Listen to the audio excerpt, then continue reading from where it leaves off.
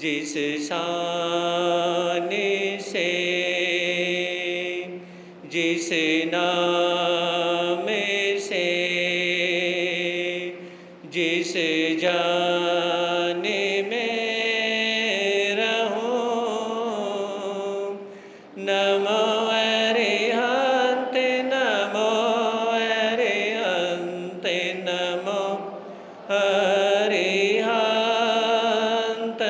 कहूं। जिस प्यारे से, जिस ख्वारे से, जिस संसार में रहूं। नमो अरिहंत, नमो अरिहंत, नमो अरिहंत कहूं। जिस ध्यान से, जिस सम्मान से, जिस जहान में रहूं। नमो अरिहंत, नमो अरिहंत, नमो अरिहंत कहूं।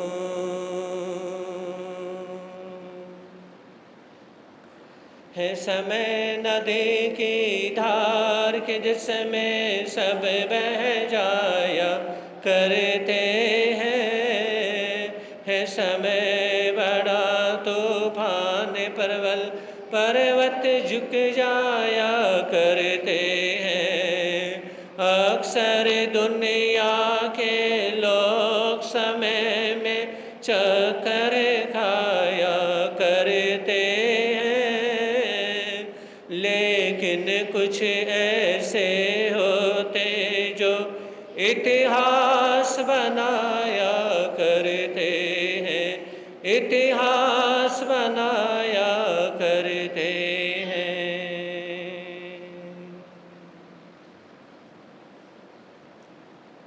चरम तीर्थंकर श्रवण भगवान महावीर स्वामी के चरणों में असीम आस्था के साथ कोटि से वंदन अभिवंदन। पूज्य गुरुदेव के पावन चरणों में असीम आस्था के साथ कोटि से वंदन अभिवंदन। धर्म प्रेमी बंधुओं,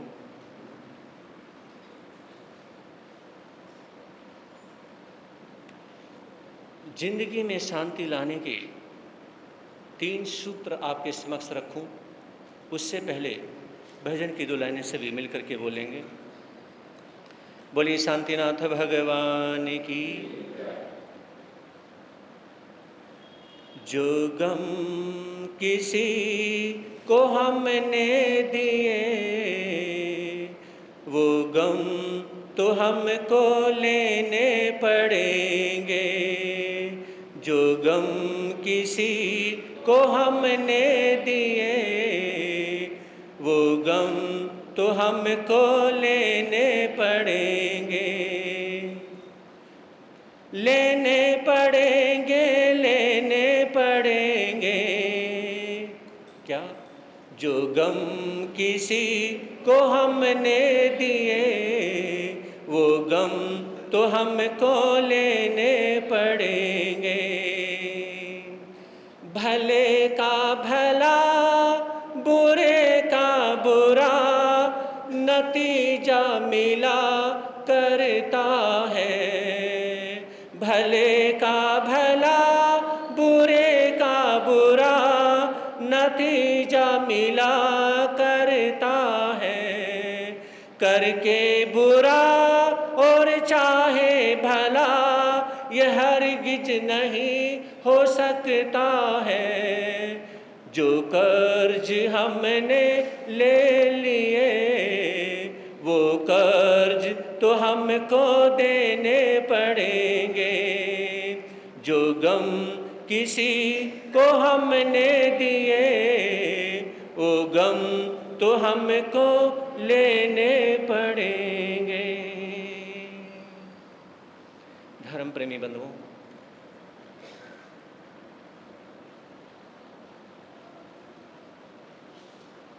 मन को शांत रखने के लिए, या यूं समझे, मन शांत, और एक कहावत आती है, मन चंगा तो कठौती ने गंगा। मन शांत है तो जिंदगी भी शांत है। मन अगर शांत नहीं तो जिंदगी भी शांत नहीं।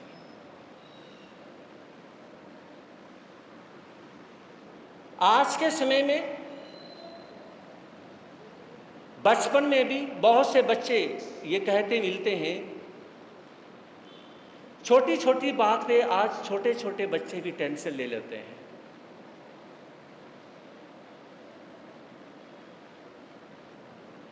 और ये कहते हैं, बचपन से हम अपने बच्चे के जैसे संस्कार डालते हैं, आगे जाकर के वैसे ही आपको वो संस्कार वो लौट करके आते हैं और आपकी झोली में आ जाते हैं। शास्त्रों में कहा जाता है कि पहले 5 साल तक अपने बच्चे को जरा सी गलती करते ही उसी समय तड़ाक से झट से टोक देना चाहिए। ज्यादा स्ट्रिक्टली आपको टोक देना चाहिए। उसके बाद में लगभग फिर 13-14 साल तक उस बच्चे को थोड़ा सा कम स्ट्रिक्टली उसे टोकें, उसे कह देना चाहिए, उसे टोक दें, उसे गलती का एहसास कराएं। लेकिन जब बच्चा 14-15 साल की एज में आ जाता है तो उसमें पेरेंट्स को बहुत ज़्यादा सोचने की आवश्यकता पड़ती है। अब उसे बहुत ज़्यादा स्ट्रिक्टली नहीं टोका जाता है।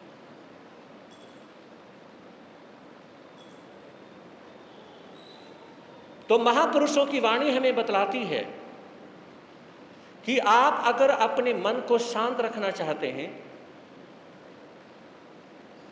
बहुत से किसी को गाली नहीं देते, लड़ते नहीं, झगड़ते नहीं, है ना। बस वो क्या है, बहुत से व्यक्ति क्या होते हैं, वो कमेंटेड होते हैं। जैसे प्रवर्त चातुर्मास की स्टार्टिंग में मैंने एक बात कही थी कि आज के समय में सबसे ज़्यादा कमेंट्स हम बॉडी के कौन से पार्ट से करते हैं? सबसे ज़्यादा कमेंट्स जब हम गलत कमेंट्स करते हैं, किससे करते हैं? जिह्वा इंद्रियां से करते हैं, या श्रोतेंद्रिय से। किससे करते हैं? अपनी आंखों से करते हैं। किससे करते हैं? बहुत बार हम, कोई हमारा दुश्मन है, वो ताकतवर है, हम उसे कुछ कह नहीं सकते, लेकिन आंखों से गलत रॉन्ग कमेंट्स हम जरूर करते हैं। समझ रहे? तो ये कहा जाता है सबसे ज्यादा जो रॉन्ग कमेंट्स होते हैं, फर्स्ट नंबर किससे होते हैं? वो इन आंखों से होते हैं। और सेकंड नंबर पे जो रॉन्ग कमेंट्स होते हैं वो किससे होते हैं? हमारी जुबान से होते हैं। तो ये कहा जाता है बहुत बार हम अपनी आंखों से और हम अपनी जुबान से, मतलब देखने के बाद में वो वर्डिंग हम कर जाते हैं, वो पाप का बंधन हम कर जाते हैं, वो बद्दुआएं हम ले जाते हैं, वो श्राप हम ले जाते हैं कि जिसकी वजह से हमारी जिंदगी की कूलिंग खत्म हो जाती है, हमारी जिंदगी की हैप्पीनेस खत्म हो जाती है, कूलिंग खत्म हो जाती है, हैप्पीनेस खत्म हो जाती है। तो ऐसे व्यक्ति खुद ही यानी कि अपनी कूलिंग खत्म कर लेते हैं। और उसने कहा 3 सूत्र, 3 बातें, मन की शांति, सन्मति और सद्गति। मन की शांति,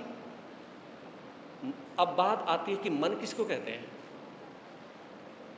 हमारे दिमाग में उठने वाले हजारों लाखों करोड़ों अनगिनत विचार, उन विचारों को क्या कहते हैं? मन कहते हैं। विचारों को क्या कहते हैं?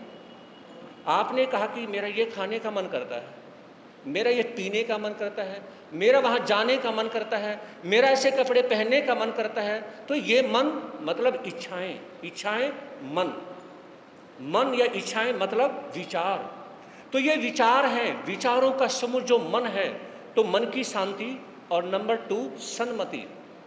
सन्मति का मतलब होता है अच्छी बुद्धि। भगवान महावीर का एक नाम क्या है? एक नाम सन्मति भी है। जैसे यहाँ पर जो हमारी बहनें हैं और उनका जो मंडल बनाया गया, तो वो सन्मति तरुणी मंडल। तो सन्मति क्या है? बहुत अच्छी बुद्धि, बहुत ही अच्छी बुद्धि। जिस अच्छी बुद्धि से कभी भी हम किसी का गलत कर नहीं सकते, गलत बोल नहीं सकते, किसी के प्रति हम गलत करने का भाव नहीं।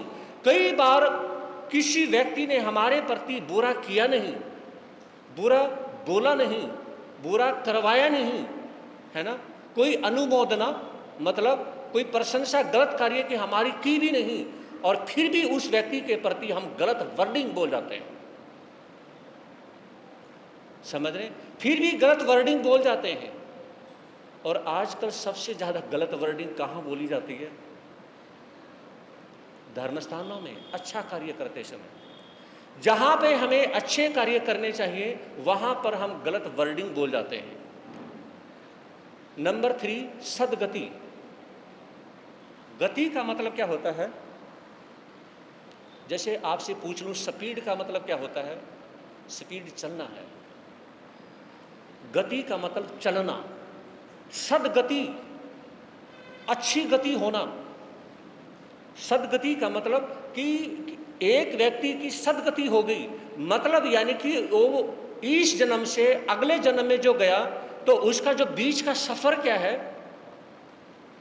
उसने अच्छा सफर तय किया और अच्छा मुकाम हासिल किया, अच्छी सद्गति हासिल की, तो ये कहा जाता है कि सद्गति। अब बात आती है मन की शांति। मन की शांति अच्छे कार्य भी और बुरे कार्य भी जिंदगी में बहुत होते हैं। आपके पास सुख भी आएंगे, दुख भी आएंगे, है ना, सुख और दुख दोनों आते हैं, है ना।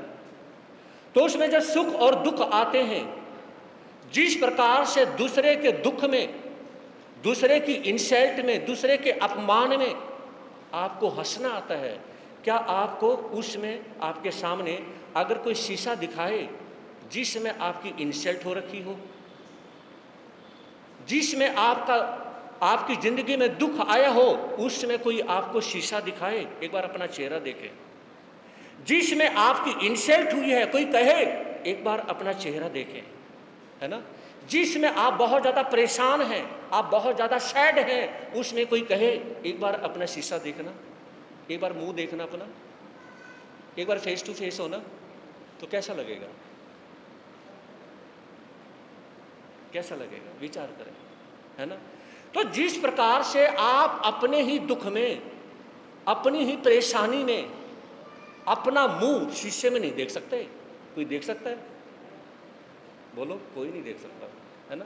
जब आप अपनी परेशानी में, और घर में अपना ही शीशा है, एग्जाम्पल आप किसी के सामने नहीं, अपनी ही परेशानी में, अपने ही दुख में, अपने ही घर में, अपने ही घर का शीशा, उसमें अपना मुंह नहीं देख सकते, कोई देख सकता है? बताओ, कोई नहीं देख सकता। तो उसी प्रकार से दूसरे का आईना मत बना करो। मेरे परमात्मा ने एक बात कही, क्या? ये जो दुनिया है ना, ये दुनिया सबसे बड़ा आईना है ना। ये आज किसी को दिखा रही है तो कल आपको भी दिखा रही है। आज आपने किसी का चेहरा दिखाया है रॉन्ग, तो कल आपका भी चेहरा दिखाया जाएगा। फिल्म के अंदर जो विलेन होते हैं, विलेन एक्टर होते हैं, वो जिंदगी में, रियल जिंदगी में अपने रियल लाइफ में वो विलेन ही हो, ऐसा कुछ नहीं है, समझ रहे? और जो रियल लाइफ में जो हीरो हो वो हीरो ही हो, ऐसा कुछ भी नहीं है। तो ये विचार करने की आवश्यकता है। और बुराई उसकी की जाती है जिसके जैसी क्वालिटी आप जिंदगी में कर ही नहीं सकते, समझ रहे? सबसे ज्यादा बुराई महावीर की हुई, सबसे ज्यादा बुराई मर्यादा पुरुषोत्तम भगवान श्री राम की हुई। उनको गाली देने वाले, उनके बारे में बुरा बोलने वाले कितने हैं, है ना? लेकिन जब मर्यादा पुरुषोत्तम भगवान राम वो भगवान ही बन गए, वो दुनिया के उपासक बन गए, तो लोगों ने पूजा करनी शुरू कर दी। महावीर भगवान बन गए और सभी के उपासक बन गए। मेरे कहने का तात्पर्य है कि मन की शांति आपके ऊपर डिपेंड करती है। यशोदा और देवकी, विचार करिएगा, जन्माष्टमी आने वाली है, समझ रहे? एक ने जन्म दिया और एक ने पालन पोषण किया, समझ रहे? जिसने जन्म दिया उसको इतनी चिंता नहीं, और जिसने पालन पोषण किया उसको कन्हैया की बहुत ज्यादा टेंशन है। उसे टेंशन क्यों है, मुझे ये बताएं। अब आपके सामने सवाल खड़ा कर दिया मैंने कि यशोदा ने कर्ण योगी भगवान श्री कृष्ण उनकी परवरिश की, उनका पालन पोषण किया, उनको टेंशन क्यों हुई? और देवकी ने जन्म दिया, उनको टेंशन क्यों नहीं हुई? इतने छोटे छोटे सवाल आप कहां खो जाते हैं, बोलिए। देवकी को टेंशन तब तक थी जब तक उनका बच्चा जेल से बाहर नहीं निकल जाता। जेल से बाहर निकलने के बाद में देवकी की टेंशन बिल्कुल खत्म हो गई। लेकिन यशोदा की टेंशन, वो खेलने जाता है, बाहर मस्ती करने जाता है, 6 कई के घंटे में आता है, वो टेंशन कर जाती है, जबकि देवकी ने टेंशन खत्म कर दी थी।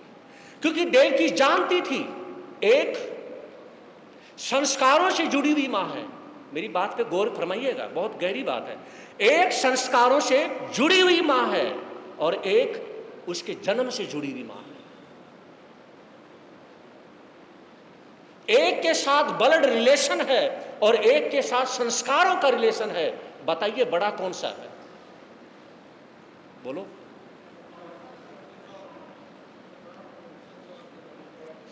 ब्लड रिलेशन भी बहुत बड़ा है, संस्कारों का रिलेशन भी बहुत बड़ा है।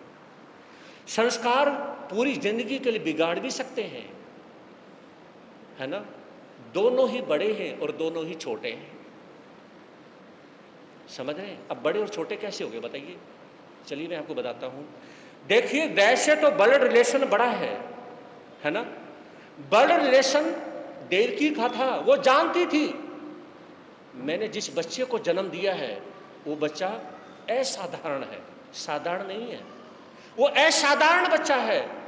वो माँ अपने बच्चे को जानती है, कहते हैं कि बच्चे के पैर पालने में ही पता चल जाता है।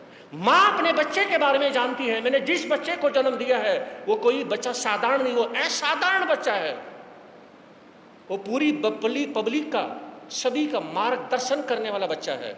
लेकिन देवकी ये जानती है, यशोदा लेकिन वो नहीं जानती है ये बच्चा कैसा है, ये बच्चा कौन है, ये बच्चा कैसा हो सकता है। ये देवकी जानती है, यशोदा नहीं जानती है।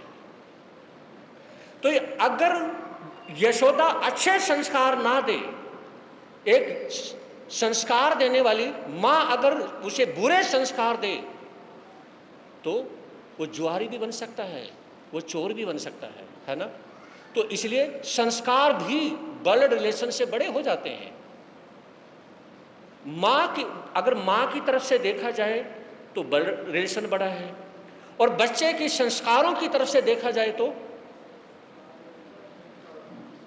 संस्कारों का रिलेशन बड़ा है, समझ रहे हैं? अगर बच्चे की संस्कारों की तरफ से देखा जाए तो संस्कारों का रिलेशन बड़ा है, और माँ के बड़े रिलेशन, माँ ने एक बच्चे ने 9.25 महीने कष्ट सहन करके जिस तरह से एक बच्चे को जन्म दिया है, मतलब मौत से गुजरी है, मौत से खेली है, मौत को नज़दीक से देखा है, तब एक बच्चे को जन्म दिया है। अगर वो देखा जाए तो ब्लड रिलेशन बड़ा है। मन की शांति, आइए इस मन की शांति को समझें। सुख आता है, दुख आता है, जैसा भी माहौल हो, हम अपने आप को धैर्य के साथ में रहना सीखें।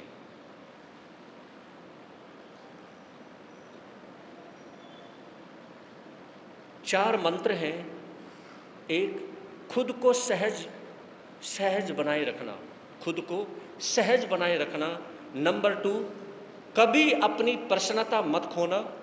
चाहे कोई आपको जितना आपके बारे में बुरा कहे तो उसको कहने दें। अपनी क्वालिटी को बढ़ाइए, अपनी क्वांटिटी की तरफ कभी ध्यान मत दीजिए। समझ रहे? अगर आपकी क्वालिटी बढ़ गई तो दुनिया की ताकत नहीं कि आपको नीचे गिरा दे। जिसने मुंह फाड़ के बोलना है तो बोलेगा ही, है ना। और जिसका काम बोलने का है वो धर्मस्थान में भी बोलेगा। बहुत से तो ऐसे में देखता हूँ, इस प्रकार से व्यक्ति भी देखने को मिलते हैं। यानी कि हमारा जो पिछला चातुर्मास लोंगोवाल में था, तो उसमें दिन में जो जाप इत्यादि माताओं बहनों का और दिन में भाइयों का, और मेरा क्या है, मतलब दिन में किसी भी आकर के किसी भी टाइम देख लेना कि जाप कैसे चल रहा है, और रात में आकर भी किसी भी टाइम देख लेना, है ना। ये मैं ऐसा दिन में, रात में 1-2 बार और दिन में कम से कम 4-5 बार ही करता हूँ। तो उसमें यानी कि एक माता की माला भी चल रही है ना। घर में क्या करके आई, और नमो रियंता नमो सिद्धार्थ नमो आर्य नमो जुषाणु ऐसो पंचनमकारो सब आप जैसे जाप पूरा किया, दूसरे मन के भी जाप करने से पहले आज तू कपड़े धो के आई है, फिर एक जाप कर लिया, तीसरे में करने से पहले फिर मैंने कहा कि आप ये जाप कर रही हो, ये कर रही हो, मुझे ये बताओ। अगर आपने ऐसा ही करना है तो आप क्या घर के भी बैठे यहाँ पर जाप को खंडित क्यों कर रहे हो? आपसे नहीं होता तो आप घर बैठ जाएं, कोई ज़रूरत नहीं है कि आपने करना ही है। तो बहुत से क्या है कि यानी कि जो रण रोढ़ा रोते हैं, जो यानी कि जो एक प्रकार से कहें किसी की निंदा चुगली करने के लिए आते हैं, वो जाप में भी करने लग जाते हैं। समझे नहीं? जाप में भी करने लग जाते हैं। तो मैंने उनका कहा कि आपने यहाँ पर चुगली करने के लिए, जाप करने के लिए आई हो, अरे कम से कम जाप तो ढंग से कर लो। समझे नहीं? और आज के समय में ये है, अगर किसी को सेवा बता दो ना कि आपने ये भैया ये करना है ना, भले वो सामाजिक कार्य हो, सामाजिक कार्य किसी को सेवा के लिए बता दो ना, तो उसमें कहते कि महाराज जी तो बस पता नहीं कैसे हैं, ऐसे हैं, ऐसे वैसे ऐसे हैं, बस। समझे नहीं बात को? ये मैं सही कह रहा हूँ। यानी कि जिसको सेवा हजम नहीं होती तो महाराज जी गलत हो जाते हैं, और जिसको सेवा हजम हो जाती है तो महाराज जी अच्छे हो जाते हैं। कई लोगों को ये परेशानी है, और कई बार क्या है, ये मन की शांति अशांति से मैटर खाता है। कई बार क्या है, धर्म स्थान में एक व्यक्ति दूसरे से इस प्रकार से खुंदक निकालता है कि सांप भी मर जाएगा, लाठी इसकी शक्ल भी नहीं दिखाई देगी, है ना, इसकी शक्ल भी नहीं दिखाई देगी, इसलिए कमेंट कर दे कि इसकी शक्ल दिखाई देगी नहीं, ये आना भी बंद कर देगा, तेरा काम पूरा हो जाएगा। समझे नहीं? कई बार एक व्यक्ति दूसरे के ऊपर इसलिए भी कमेंट कर देता है, और किसी को सेवा बता दे तो वो इसलिए भी कमेंट कर देता है, उसे सेवा हजम नहीं हुई, जिस वजह से क्या है उसने कमेंट कर दिया। समझ रहे? तो समाज के अंदर, पब्लिक के अंदर वही बात वही व्यक्ति बोलता है जिसको सेवा हजम नहीं हुई। अगर सेवा हजम हो जाती तो कोई टेंशन ही नहीं थी। तो मैं कहना चाहूँगा, आप सेवा अगर आपके बस की नहीं तो आप क्या है वो करे ही ना, करने की ज़रूरत नहीं है। आपसे सेवा नहीं होती तो मत करिए, लेकिन याद रखें ये कमेंट करने की आदत को अपने दिमाग से निकाल दीजिए। समझे नहीं? कमेंट करने की आदत को निकाल दीजिए। और कहीं भी जब भी आप किसी के घर पे जाएं, वैसे मिलने के लिए जाएं, जाप करने के लिए जाएं, जैसे भी मर्जी जाएं। और मैंने कहा था कि हर रोज़ क्या है, मेरा ये भाव रहता है, यानी कि जो भी प्रवचन सभा में आते हैं कि कौन किस टाइम, तो उसमें सभी के सभी क्या हैं, यहाँ पर आएँ और यहाँ पर सभी आएँ, अपनी श्रद्धा भक्ति का परिचय दें। नंबर 2 है सन्मति, अच्छी बुद्धि। जिस व्यक्ति के पास में जैसी सोच होगी वो वैसा ही आपको बना देगा। अगर कोई शराबी है तो पहले वो आपको फ्री में पिलाएगा, उसके बाद वो आपकी आदत डल जाएगी तो फिर वो आपसे पीना शुरू कर देगा, है ना। तो आगे आता है सद्गति। तो इसके संबंध में कल मेरा बोलने का भाव रहेगा। आज इतना ही। जो भाग्य में है वो भाग करके आएगा, जो भाग्य में है वो भाग करके आएगा, और जो आपके भाग्य में नहीं है वो आया हुआ भी लौट जाएगा। जिन धर्म के प्यारे लोगों ये सुन लो अमर कहानी, हम भूल गए जिनको जरा याद करो कुर्बानी। जिन धर्म के प्यारे लोगों ये सुन लो अमर कहानी, हम भूल गए जिनको जरा याद करो कुर्बानी। सुना था आप लोगों ने सत्यवादी राजा हरिश्चंद्र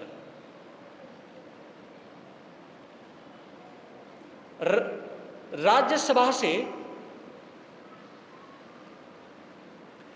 जैसे ही विश्वामित्र से मिलने के बाद में वो चलते हैं, और विश्वामित्र ने कहा, बेटा कल तुम तीनों प्राणियों को राजमहल से बाहर निकलना है, मतलब जंगलों में जाना है, अब तुम्हारा यहां कोई काम नहीं। तो हरिश्चंद्र इस बात पे कोई परेशान नहीं है। महलों में जाते हैं, वहां पर पता चला कि दासी ने कहा कि राजन, रानी साहिबा और रोहित बराबर के पास के उद्यान में, बगीचे में वहां पे गए हैं। तो राजा हरिश्चंद्र जब उस बगीचे में जाते हैं, तारा अपने बच्चे के साथ में खेल रही थी। राजा हरिश्चंद्र जो बड़ा सा मोटा सा पेड़ था, उस पेड़ के पीछे खड़े हो जाते हैं, और पेड़ के पीछे खड़े होकर छुप छुप के अपनी पत्नी तारा को अपने बेटे रोहित के साथ में खेलते हुए देख रहे हैं। विचार कर रहे हैं, तारा जितना भी खेलना हो जी भर के खेलो, मस्ती से खेलो, बस यही समय है, ये रात गुजर गई तो आपकी झोली में कांटे आएंगे, आपकी झोली में दुख आएंगे। आपकी जिंदगी में दुख कितने आएंगे मैं नहीं बता सकता हूं, क्योंकि आज मैंने आपके चैन को, आपकी नींद को, आपके सुख को सब खत्म कर दिया है। आज मैंने अपने बच्चे को अपने ही हाथों से उसको परेशानियों में डाल दिया है। अच्छा लग रहा है जब पत्नी तारा अपने बच्चे के साथ में खेल रही है, और यह कहा जाता है कि मां अपने छोटे से बच्चे के साथ में उससे खेले, उसके साथ में जरूर खेले, और खेलते खेलते उसको संस्कार दे। जिसमें बच्चा 2 घंटे से खेल रहा था मां के साथ, फिर मां अपने उस बच्चे को गोद में बिठाती है, और गोद में बिठाने के बाद में उसके सिर पे हाथ रखती है, उसे चूमती है, प्यार करती है, और कहने लगी, बेटा तुझे पता है तू कितने बड़े राजा का बेटा है। इस तरह से जब तारा ने अपने बेटे को बोलना शुरू किया, तो हरिश्चंद्र छुपते छुपते जहां तारा बैठी हुई थी बच्चे को ले करके, उसके साथ में ही, बिल्कुल साथ में पेड़ के पीछे खड़े हो जाते हैं। और अपनी पत्नी तारा की बातें सुन रहे हैं। उसमें तारा कहने लगी, बेटा तो बहुत बड़े क्षत्रिय का बेटा है, बहुत बड़े राजा का बेटा है, और तेरे पिता इस पूरे देश के ऊपर शासन करते हैं। और मैं तुझे कहना चाहती हूँ बेटा, जिस प्रकार से तेरे पिताश्री राजपाट संभालते हैं, एक रोज जब तू बड़ा हो जाएगा, तेरे सिर पर जब मुकुट लगेगा, सोने का मुकुट, और मेरा बेटा जब राजपाट चलाएगा, राजा बनेगा, बहुत बहुत सुंदर लगेगा। हाँ माँ, मैं बहुत सुंदर लगूंगा ना। माँ, मैं राजा कब बनूंगा? बेटा तू भी राजा बनेगा, जरूर बनेगा। और ये बातें सुनते सुनते हरिश्चंद्र को रोना आ जाता है और रोने लग जाते हैं। अरे राजा, मैंने तो इसको कुछ भी नहीं छोड़ा, मैंने तो इसकी जिंदगी बर्बाद ही कर दी है। कहाँ का राजा? अब तो ये छोटी सी नगरी का भी राजा नहीं है, कहाँ तो ये पूरे देश का राजा बनता है। इस प्रकार से जब ये हुआ तो उसमें तारा कहने लगी, बेटा जैसे तेरे पिताश्री किसी के साथ में छल कपट नहीं करते, किसी को गलत नहीं बोलते, किसी की निंदा चुगली नहीं करते, किसी के साथ अन्याय नहीं करते, वो किसी का हक नहीं छीनते, वो हमेशा हर किसी का साथ देते हैं। बेटा तुझे भी ऐसे ही करना है। जैसे तेरे पिताश्री एक भगवान की पूजा करते हैं, और उस भगवान का नाम क्या है? सत्य रूपी भगवान। उसका नाम क्या है? सत्य रूपी भगवान। बेटा एक दिन तू भी सत्य की रूपी भगवान की पूजा करेगा। जैसे तेरे पिताश्री कभी झूठ नहीं बोलते हैं, किसी के बारे में गलत नहीं बोलते हैं, और एक रोज मेरा बेटा भी ऐसे ही सच बोलेगा, किसी के साथ में कोई ऐसा छल कपट नहीं करेगा। हाँ माँ, मैं भी अपने पिताजी जैसा बनूंगा। पहले के समय में गौर फरमाइएगा, पापा नहीं बोलते थे, क्या बोलते थे? पिताजी बोलते थे। और पापा का मीनिंग समझते हो कि इसका मीनिंग क्या है? पापा का मीनिंग क्या है? जो पाप आत्मा है। पापा का मीनिंग क्या है? कोई नहीं बोलेगा, मुझे पता है, कोई नहीं बोलेगा। पापा का मीनिंग क्या है? आवाज आ तो गई, लग तो रहा था कोई बोलेगा नहीं। और मम्मी का मीनिंग क्या है?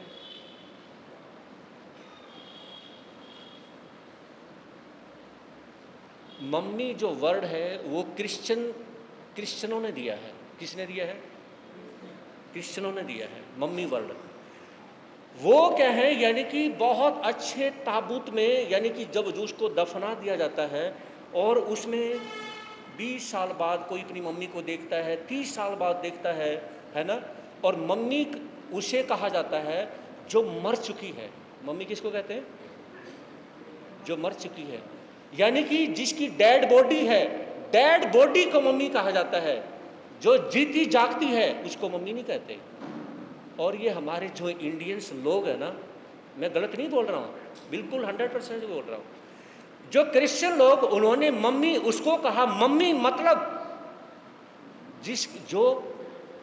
जिसकी ममता मर गई है, जो अभी जीवित नहीं है। फिर वो कहते हैं कि फलाने की मम्मी अभी भी क्या है, अभी भी सेफ है, मतलब उसकी बॉडी खराब नहीं हुई है। उसकी मम्मी यानी कि वो मम्मी अभी भी ठीक है, मतलब वो शरीर से गली सड़ी नहीं है।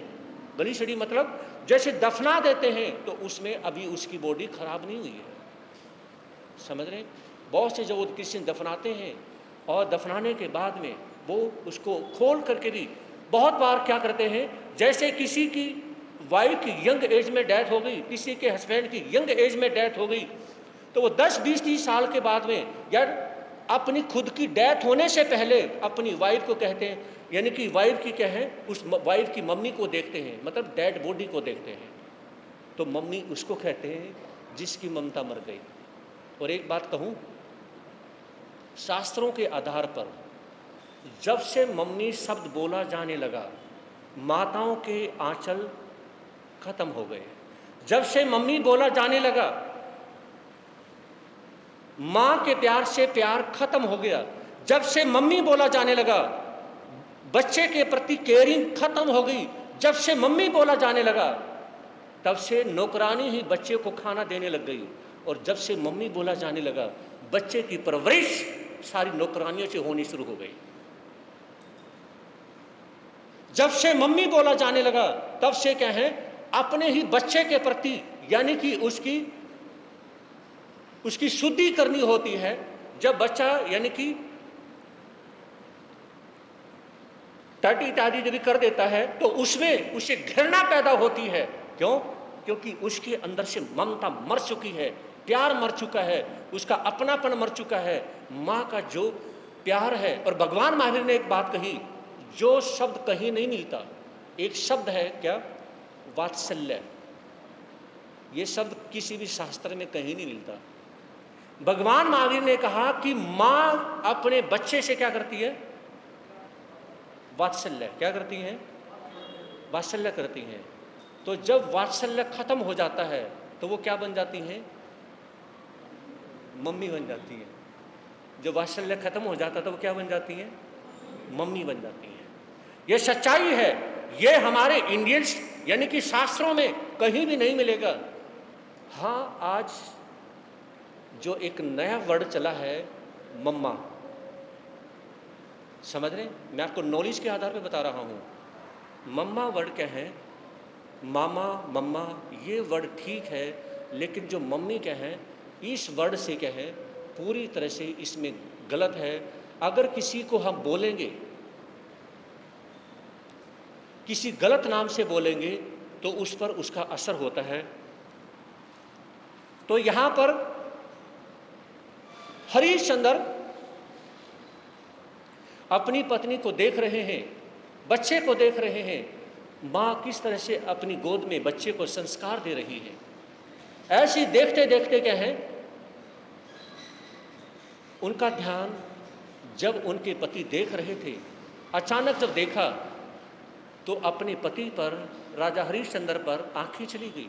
जैसी आंखें गई तो तारा कहने लगी, ओहो रोहित, देखो देखो, तेरा पापा ना, तेरे पिताजी तुम्हें, हम दोनों को ना छुप छुप के देख रहे हैं। देखिए कैसे छुप छुप के देख रहे हैं, है ना।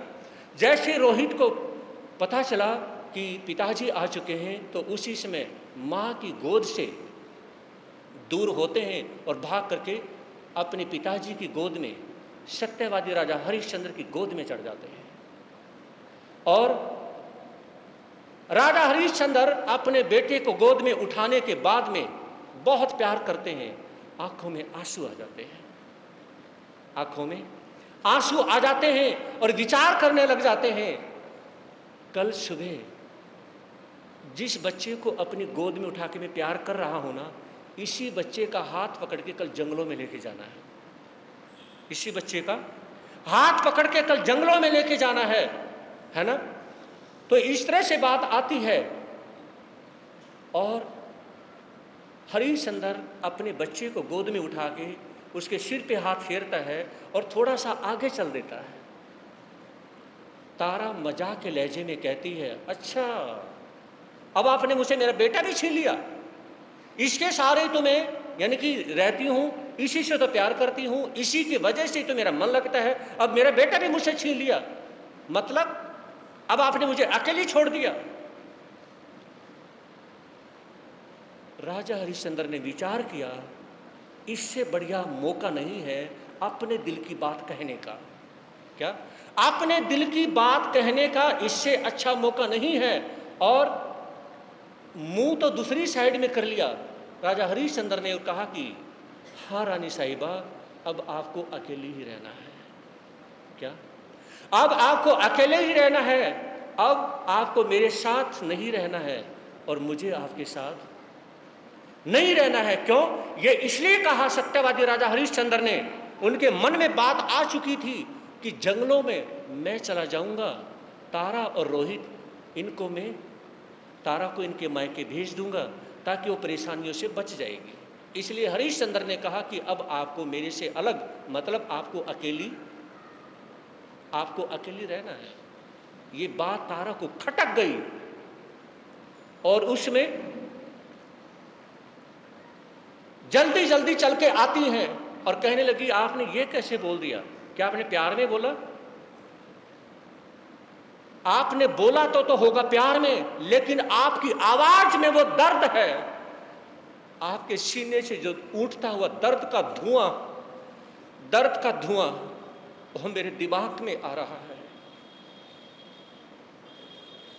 पास में, पति के पास में आकर के खड़ी हो जाती है।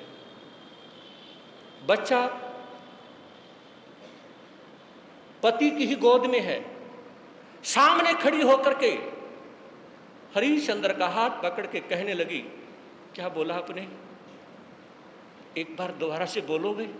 हिम्मत करोगे दोबारा से बोलने की? ये कहते ही हरिश्चंद्र फपक के रो पड़ते हैं। जैसे ही फपक के रो पड़े, रोना आया, तो उसने कहा, जब तक तेरी पत्नी जीवित है दोबारा से आंखों में आंसू लेकर के मत आना। मैं यहां पर सुख चैन, मैं यहां पर मस्ती करने के लिए नहीं आई हूं। मैं अपने एक एक खून का कतरा, एक एक जिंदगी की सांस अपने पति के नाम करने के लिए आई हूं। दोबारा से मेरी आंखों के सामने ये आंसू मत निकाल देना, नहीं तो आपकी पत्नी इन आंसुओं में हमेशा के लिए डूब जाएगी। इन आंसुओं में हमेशा के लिए डूब जाएगी पतिदेव। और मैं अपने पति की आंखों में बहते हुए आंसुओं में मैं कभी डूब करके मरना नहीं चाहती। इसलिए मुझे डुबो करके मत मारिए। बताइए क्यों आए आंखों में आंसू? हरिश्चंद्र ने रोते हुए अपना मुंह नीचे कर लिया, आंखें नीचे करी।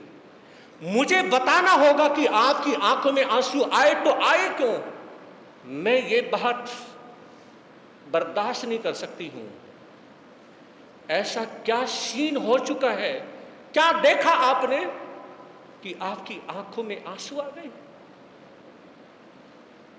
उसमें हरिश्चंद्र अपने आप को संभालते हैं। बच्चा गोद में ले रखा है हरिश्चंद्र ने, और अपना हाथ आगे बढ़ाते हुए तारा का हाथ पकड़ते हुए कहने लगे, तारा। फिर रुक जाते हैं। कहा कि तारा, बात यह है।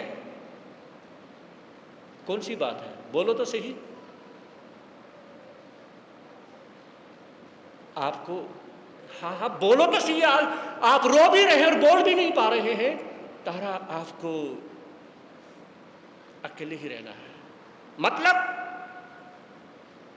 मैं समझ नहीं पाई आपकी भाषा। ये लैंग्वेज आज ऐसे चेंज कैसे हो रही? ये फीलिंग कैसे बदल गई? ये लैंग्वेज कैसे बदल गई? ये सब कुछ माहौल कैसे चेंज हो गया? तो जब ये हुआ तो तारा कहने लगी, सुनो, शायद हो सकता है बहुत बड़ा दुख आया है, क्योंकि मैंने आज तक कभी अपने पति की आंखों में आंसू नहीं देखे। हो सकता है कि बहुत बड़ा दुख आया है, लेकिन आपसे पहले मैं एक बात बोल दूं, एक बात मैं बोल देती हूं। तारा कहने लगी, पतिदेव, आपकी जिंदगी में कोई भी दुख है, आपकी तारा मर तो सकती है लेकिन साथ नहीं छोड़ सकती। आपकी तारा मर सकती है, साथ नहीं छोड़ सकती। चाहे कोई भी है, चाहे मुझे सारे सुख सुविधाएं खत्म क्यों ना करना पड़ जाए, लेकिन आपकी तारा कभी आपसे दूर नहीं होगी। बस ये मेरा प्रॉमिस है। अब मुझे बताएं कि बात क्या है। अब तो बताओगे या अब भी नहीं बतानी? जब ये कहा और तारा ने पति का हाथ पकड़ के झकझोर दिया, क्या हो रहा है? क्यों रोए जा रहे हो? तुम्हारे रोने का कारण क्या है? जब ये कहा तो उसमें हरिश्चंद्र क्या कहते हैं, क्या बताते हैं? जो घटना घटी है राजसभा में, वो घटना बताने की हिम्मत कर रहे हैं, हिम्मत जुटाने की कोशिश कर रहे हैं, और ये हिम्मत कल ही हो पाएगी। वो क्या बताते हैं, इतना ही। ओम शांति। बोलिए श्रवण महावीर स्वामी की, आचार्य भगवान श्री ऋषि मुनि जी महाराज की। सभी जोर से जयकार लगाएं, सभी बोलेंगे। उपाध्याय प्रोफेसर रविंद्र मुनि जी महाराज की, सर्वधर्म दिवाकर श्री रमणीक मुनि जी महाराज की, प्रज्ञा महर्षि पूज्य गुरुदेव श्री उपेंद्र मुनि जी महाराज की, श्री चत्तारि मंगलवर्यंता मंगलम सिद्धा मंगलम साहु मंगलम केवली प्रणंतो धूम मंगलम, चत्तारि लोगोत्तमा अर्यंता लोगोत्तमा सिद्धा लोगोत्तमा साहु लोगोत्तमा केवली प्रणंतो धूम लोगोत्तमा, चत्तारि शरणं पवज्जामि अरिहन्ते शरणं पवज्जामि सिद्धे शरणं पवज्जामि साहु शरणं पवज्जामि, केवली प्रणंतो धम्मो शरणं पवज्जामि, अरिहंतों का शरण, सिद्धों का शरण, साधु का शरण, जाधर्म का शरण। ये चार शरण दुख हरण, और न शरणा कोई, जो भव प्राणी करे आचरण उसे,